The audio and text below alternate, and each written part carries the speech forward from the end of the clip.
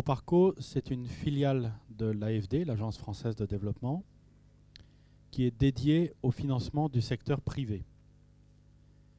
Notre métier, c'est justement l'argent chaud dont parlait M. Vantemsch, soit des investissements en fonds propres, soit sous forme de prêts. Parler de fonds d'investissement pour Proparco, ce n'est pas tout à fait exact, puisqu'on a 80% de notre activité qui est sous forme de prêts. C'est plus. Et en termes de volume, c'est à peu près 800 à 900 millions d'euros par an. Et l'an dernier, environ 7% étaient directement investis dans le domaine agricole et agroalimentaire. Et si on rajoute notre activité indirecte, je pense que c'est à peu près 2 fois ça, autour de 14-15%. C'est-à-dire environ une centaine de millions d'euros. Investir avec des paysans en Afrique, c'est une priorité clairement affichée par le groupe de l'AFD. Ça n'a pas toujours été le cas, mais aujourd'hui, c'est a été clairement réaffiché, en particulier dans une nouvelle stratégie qui s'appelle sécurité alimentaire. Pour autant, chercher à le faire pour Proparco, si vous me permettez d'être un peu provocant, ça serait une mauvaise idée. Ce serait une mauvaise idée pour une structure parisienne de 150 personnes d'essayer de travailler directement avec les paysans africains. Donc notre enjeu, notre problématique, c'est de trouver les bons acteurs à supporter pour toucher l'agriculture africaine.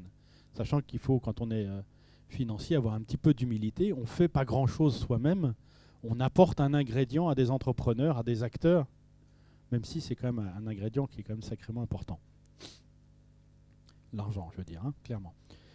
Nous travaillons donc via des institutions financières, des fonds d'investissement. Nous avons d'ailleurs retrouvé Unigrain dans des fonds tant africains qu'indiens. Nous travaillons avec des institutions financières spécialisées. Je pense à une institution latino-américaine qui est très intéressante, qui s'appelle l'AD, qui a été créée pour travailler avec les petites et moyennes exploitations agricoles en Amérique latine. Alors bon, petite et moyenne en Amérique latine, parfois ça veut dire plus gros qu'une entreprise agricole française ou européenne. Mais l'AD est vraiment intéressante en ce sens qu'elle travaille vraiment avec ceux qui sont de relativement petite taille. Nous travaillons aussi dans le domaine de la microfinance et d'ailleurs nous avons apporté de l'argent à des fonds Rural Simples Fund gérés par Incofin, où nous travaillons avec une institution comme Advance en Côte d'Ivoire et nous travaillons justement avec eux pour améliorer le financement des intrants pour les coopératives cacaoyères en Côte d'Ivoire. Donc c'est une manière pour nous d'essayer d'adresser ce fameux missing middle dont vous parliez. Nous travaillons aussi avec ce que j'appellerais des entreprises para-agricoles, des négociants, des fournisseurs d'intrants ou des commercialisateurs. Je pense à une entreprise d'Afrique de l'Est qui s'appelle ETG. Ou avec des fournisseurs d'équipements. Nous avons financé récemment le plus gros fabricant indien de matériel d'irrigation. Nous travaillons aussi avec des grandes entreprises agro-industrielles. Parce que ce que nous avons remarqué, et en particulier, je voudrais citer le cas du groupe Sifka en Côte d'Ivoire, qui est très intéressant de ce point de vue-là. L'avenir de ces grandes entreprises agro-industrielles, le groupe Sifka ne les voit pas comme l'expansion de leur propre plantation, mais plutôt en travaillant avec ce qu'on appelle les plantations villageoises, en anglais les outgrowers.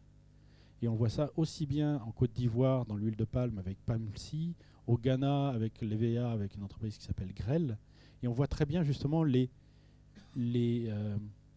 synergies qu'il peut y avoir entre agriculture familiale et agriculture industrielle de ce point de vue-là.